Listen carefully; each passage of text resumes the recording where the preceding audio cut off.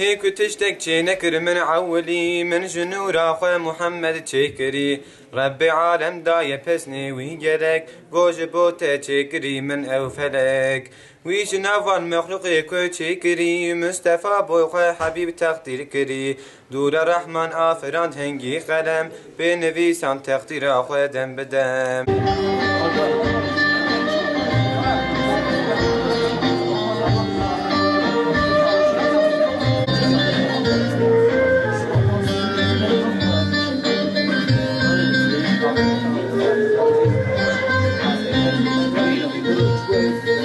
بنروين انت في صورة سر ظلمي ضال عالما بنروين انت في صورة سر ظلمي ضال عالما gelecek, beni görmedikleri halde bana iman edecek ve benim sünnetimi hayatına uygulayacak olan insanlardır. Müjdeler olsun, yani Resulullah bizi tarif ediyor. Eğer biz Allah Resulü'nün sünnetini kendimize hayat metodu olarak seçersek, hayatımıza Resulullah'ın sünnetlerine göre yön verirsek, Resulullah'ın yaptığı şeyleri yapar, Resulullah'ın uzak durduğu şeylerden uzak durursak, vallahi biz Resulullah'ın kardeşleri konumuna geleceğiz inşallah. Anamız, babamız, tatlı canımız sana feda olsun. Belki sana feda edecek bir malımız yok. Belki sana feda edecek çocuklarımız, eşimiz, ailemiz, evladımız, torunlarımız yok. Fakat ya Resulallah, bizim bir hayatımız var. Bizim bir gençliğimiz var.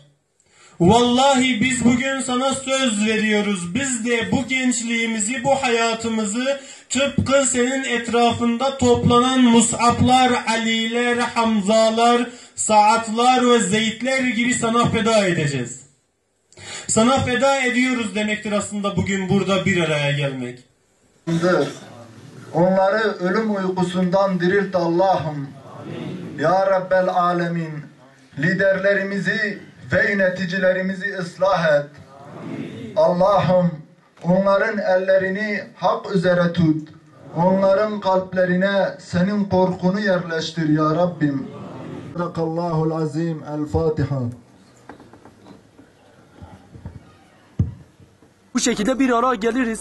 Çünkü kıyamette şehitlikten daha öte bir mertebe vardır. Bu da şehitlerin gıpta ettiği bir mertebe. Bu mertebede olanlar da Allah için birbirlerini sevenlerdir. Bu yönden inşallah Allah-u Teala ayaklarımızı sabit kılar ve bize gayret verir ki bu işleri, bu programları düzenli yapalım diye.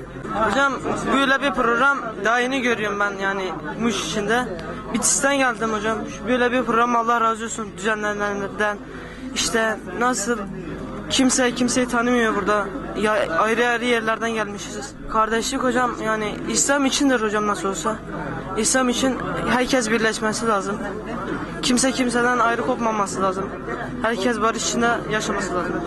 Gerçekten İslam toplumu, İslam alemi çok kötü yerlere çekilmeye çalışıyor. Bu tür programlar Müslüman gençler için gerçekten çok faydalı oluyor.